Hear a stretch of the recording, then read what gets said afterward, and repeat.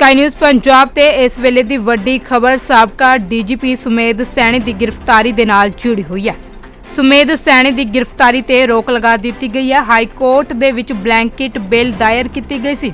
हुण किसी भी मामले दे विच उस दी गिरफ्तारी नहीं होवेगी। 2022 दीआं विधान सभा चोणां तक किसी भी मामले दी जांच ते भी रोक लगा दी गई है।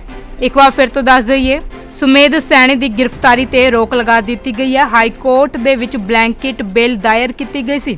हुण किसी भी मामले दे विच उस दी गिरफ्तारी नहीं होवेगी। 2022 दीआं विधान सभा चोणां तक किसी भी मामले दी जांच ते भी रोक लगा दी गई है। एक बार फिर तो दस दईए, सुमेध सैनी दी गिरफ्तारी ते रोक लगा दी गई है। हाई कोर्ट दे विच ब्लैंकेट बिल दायर की गई सी। हुण किसी भी मामले दे विच उस दी गिरफ्तारी नहीं होवेगी। 2022 दीआं विधान सभा चोणां तक किसी भी मामले दी जांच ते भी रोक लगा दी गई है। एक बार फिर तो दस दईए, सुमेध सैनी दी गिरफ्तारी ते रोक लगा दी गई है। हाई कोर्ट दे विच ब्लैंकेट बिल दायर की गई सी। हुण किसी भी मामले दे विच उस दी गिरफ्तारी नहीं होवेगी। 2022 दीआं विधान सभा चोणां तक किसी भी मामले दी जांच ते भी रोक लगा दी गई है। एक बार फिर तो दस दईए, सुमेध सैनी दी गिरफ्तारी ते रोक लगा दी गई है। हाई कोर्ट दे विच ब्लैंकेट बिल दायर की गई सी। हुण किसी भी मामले दे विच उस दी गिरफ्तारी नहीं होवेगी। 2022 दीआं विधान सभा चोणां तक किसी भी मामले दी जांच ते भी रोक लगा दी गई है। एक बार फिर तो दस दईए, सुमेध सैनी दी गिरफ्तारी ते रोक लगा दी गई है। हाई कोर्ट दे विच ब्लैंकेट बिल दायर की गई सी। हुण किसी भी मामले दे विच उस दी गिरफ्तारी नहीं होवेगी। 2022 दीआं विधान सभा चोणां तक किसी भी मामले दी जांच ते भी रोक लगा दी गई है। एक बार फिर तो दस दईए, सुमेध सैनी दी गिरफ्तारी ते रोक लगा दी गई है। हाई कोर्ट दे विच ब्लैंकेट बिल दायर की गई सी।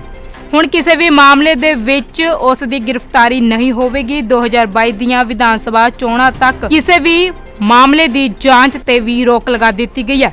एक बार फिर तो दस दईए, सुमेध सैनी दी गिरफ्तारी ते रोक लगा दी गई है। हाई कोर्ट दे विच ब्लैंकेट बिल दायर की गई सी। हुण किसी भी मामले दे विच उस दी गिरफ्तारी नहीं होवेगी। 2022 दीआं विधान सभा चोणां तक किसी भी मामले दी जांच ते भी रोक लगा दी गई है।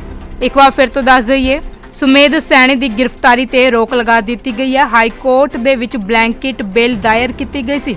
हुण किसी भी मामले दे विच उस दी गिरफ्तारी नहीं होवेगी। 2022 दीआं विधान सभा चोणां तक किसी भी मामले दी जांच ते भी रोक लगा दी गई है।